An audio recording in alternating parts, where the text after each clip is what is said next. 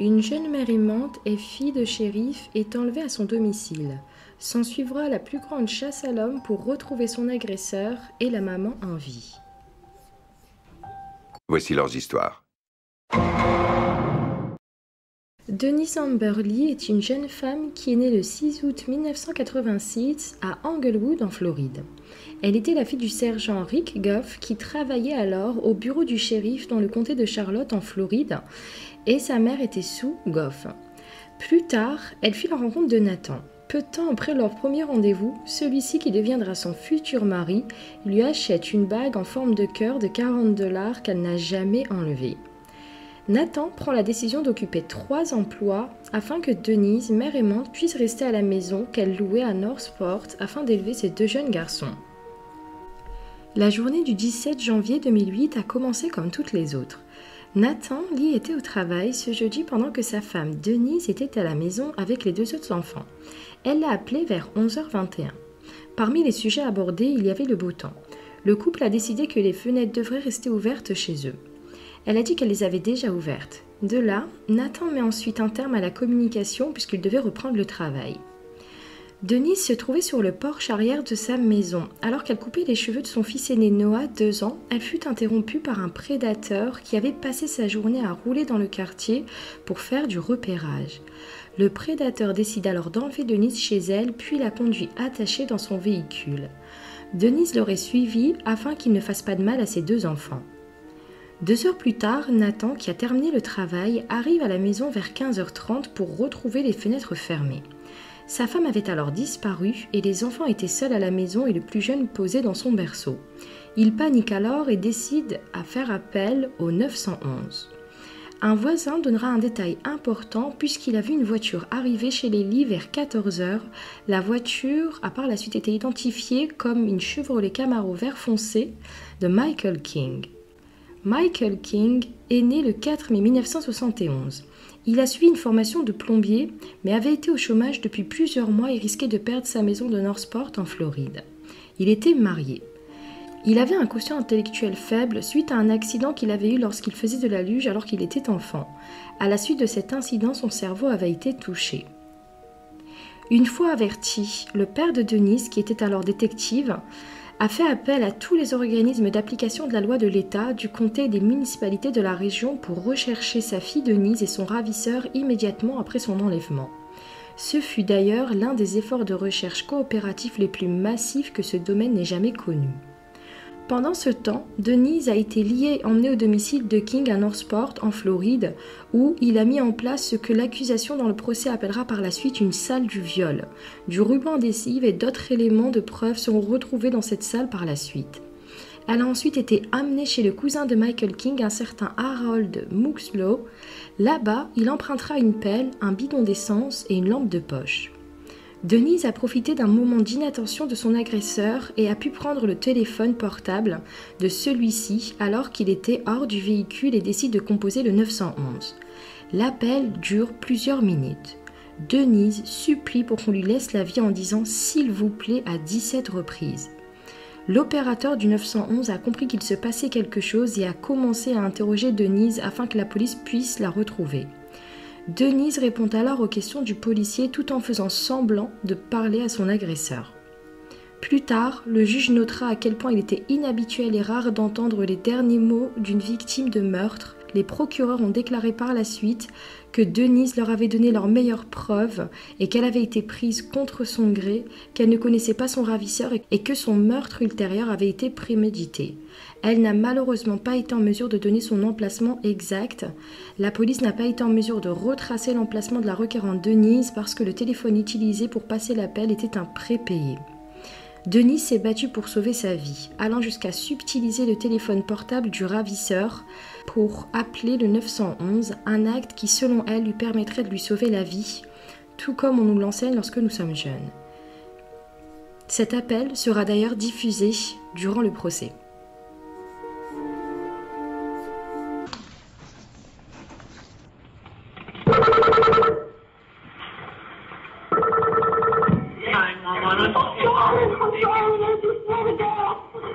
Hello?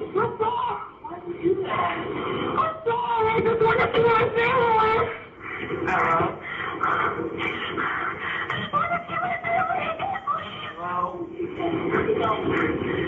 Hello? Please, I just want to see my family again. Let me go.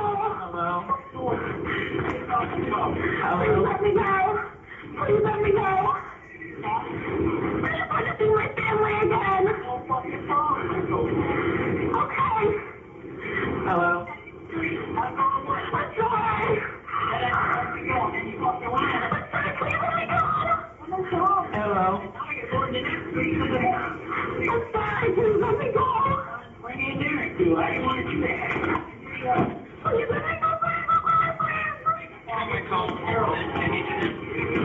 Hello? Please let me go, God, please.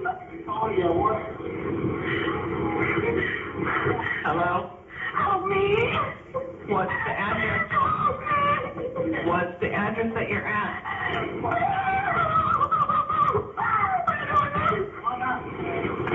Coming off the Northport Tower. Hello? What is the address that you're at? Hello, ma'am? Where are we going? I gotta go up to the mountain now. Up and around where? Can you see it? That's 4 streets. No, 5 streets over from your house. I couldn't see everywhere. What's your name, ma'am? Hello? Please. What's your name? Please, my name is Denise. I'm married to a beautiful husband, and I just want to see my kids again. Your name's Denise? I'm sorry. Thinking too, since if he doesn't know. Please, God, please protect me. Are you on I-75? Where are we? I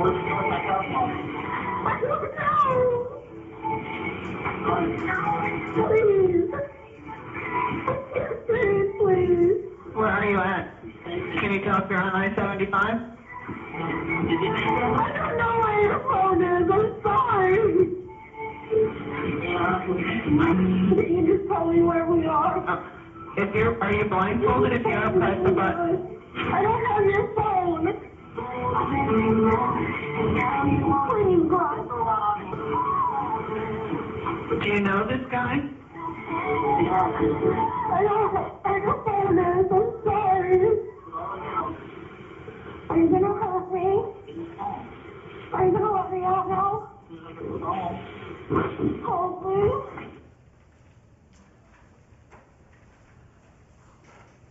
D'ailleurs, ce jour-là, Denise n'a pas été la seule à appeler le 911. En effet, il y a eu au moins 5 autres appels. Un de son mari désemparé, un du coup de Denise à 18h14 et 3 autres de témoins oculaires, dont celui de 18h23 passé par Sabrina Mucklox, la fille du cousin de l'agresseur chez qui il avait fait un arrêt pour prendre une pelle. Elle craignait qu'une fille soit attachée à l'arrière de son véhicule. Elle a dit « Il est venu chez mon père et a emprunté une pelle, un réservoir d'essence et autre chose. » Elle a expliqué en outre que lorsque Denise Lee avait tenté de s'échapper, le cousin de mon père est allé la remettre dans la voiture.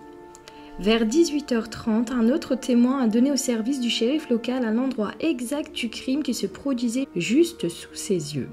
Jane Kowalski a entendu des cris d'une voiture à côté de la sienne à un feu. Elle appelle alors le 911 pour signaler ce qu'elle croyait être un enlèvement d'enfant. Elle déclarera « J'étais à un feu et un homme s'est arrêté à côté de moi et il y avait un enfant qui criait dans la voiture », a-t-elle dit. Elle a en outre expliqué qu'elle avait entendu des cris terrifiants et qu'elle n'avait jamais entendu quelque chose comme ça. Elle croyait qu'elle avait été témoin d'un enlèvement d'enfant. Elle a également identifié la voiture comme une Camaro, mais a déclaré que la couleur était bleue plutôt que verte. Elle a déclaré qu'elle avait établi un contact visuel avec le conducteur, après quoi une main s'est levée et a commencé à frapper sur la fenêtre du passager. Elle est restée au téléphone pendant plus de 9 minutes, identifiant les rues transversales alors qu'elle continuait à conduire et à suivre l'agresseur. Malgré la présence d'au moins 4 patrouilles de police qui se trouvaient à moins d'1 kilomètre de la voiture dans laquelle Denise se battait pour sauver sa vie, aucune n'est intervenue. En effet, en raison de l'inefficacité dans le centre d'appel du 911, aucune patrouille n'a été avisée et n'a pu être dépêchée sur les lieux. Au total, 5 appels 911 liés à la disparition de Denise ont été passés sur 5 personnes différentes entre 15h29 et 18h30 le 17 janvier 2008. 4 ont été acheminés vers des opérateurs du comté de Sarasota en Floride. Le dernier appel qui avait été passé par Jane Kowalski alors qu'elle venait de franchir la ligne du comté jusqu'à Charlotte du fait de sa localisation, l'appel a été acheminé par erreur vers le centre d'appel 911 du comté de Charlotte. Ce n'est qu'après avoir vu la nouvelle le lendemain qu'elle s'est rendue compte qu'elle avait été témoin de l'enlèvement de Denise Lee plutôt que de celui d'un enfant. Lorsqu'elle a appelé le service de police de Northport pour leur expliquer qui elle était et qu'elle avait fait appel au 911 la veille, il était devenu évident que l'appel n'avait pas été transmis aux bonnes autorités. C'est cet appel qui aurait été mal géré en raison du fait que les opérateurs ont négligé de le classer correctement. Ce dernier appel était donc problématique et aurait condamné la mère de famille. La police n'a jamais été envoyée dans la zone où Kowalski avait signalé l'agression en direct. Selon le rapport des affaires internes du bureau du shérif du comté de Charlotte, le centre d'appel 911 du comté de Charlotte manquait de personnel ce jour-là. Les policiers sur le terrain ont témoigné qu'ils n'avaient jamais été informés de l'existence d'une caméra verte qu'à partir de 18h45 et seulement après que le sergent Goff ait écouté l'appel d'urgence de sa fille. Plus tard dans la soirée, Michael l'agresseur aurait tiré sur Denise Lee dans la tête à bout portant et l'a enterré son corps nu dans un trou de 4 pieds de profondeur. Il aurait ensuite enterré d'autres preuves dans la zone proche. À 21h15, environ 6 heures après la première disparition de Denise Lee, l'officier de la patrouille routière de Floride, Eddie Pope, a arrêté la Camaro de Michael King alors que celui-ci tentait de fuir la zone. Le lendemain, le 19 janvier 2008, quelques heures après sa disparition, le corps de la jeune femme a été retrouvé. Concernant le procès contre Michael King, celui-ci a officiellement débuté le 24 août 2009. On y diffusera l'appel émouvant de Denise. On y entendra les appels à l'aide de Denise et ses supplications pour sauver sa vie sur un enregistrement du 911 lors de l'enlèvement. « Je veux juste voir ma famille. Je veux juste revoir ma famille, s'il vous plaît », a-t-elle déclaré lors de l'enregistrement.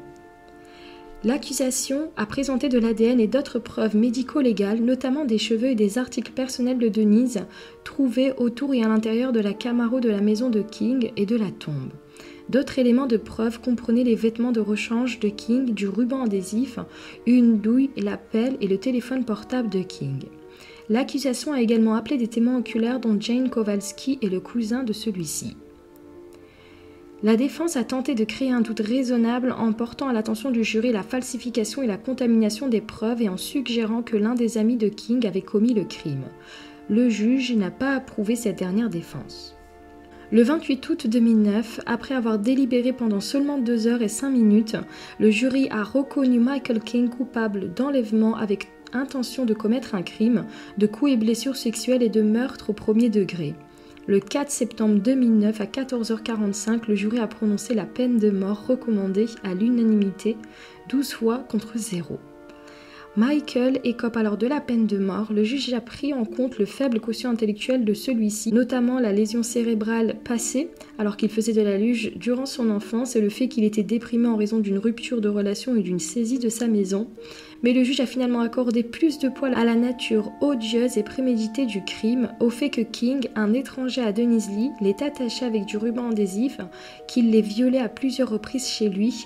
Il a finalement abattu Lee à bout portant et l'a enterré dans une tombe peu profonde dans un endroit éloigné de Northport. Ce crime a malgré tout fait évoluer les choses. En effet, en raison de l'appel 911 mal géré de Jane Kowalski, d'autres recherches ont révélé plusieurs problèmes à l'échelle nationale dans le système du 911. Une fondation ayant pour mission de promouvoir et soutenir la sécurité publique grâce à une formation uniforme, des protocoles normalisés, des résultats mesurables définis et des avancées technologiques dans le système du 911 a été créée en juin 2008 et porte le nom de Denise Lee. Son mari, son père et son beau-père continuent de gérer la fondation ainsi que de nombreux autres dirigeants communautaires notables de la région. Le 24 avril 2008, le projet de loi du Sénat concernant la loi Denise Amber Lee qui prévoit une formation volontaire pour les agents du 911 a été adopté à l'unanimité par la législature de Floride. Le passage de la loi dans la loi de l'État se poursuit.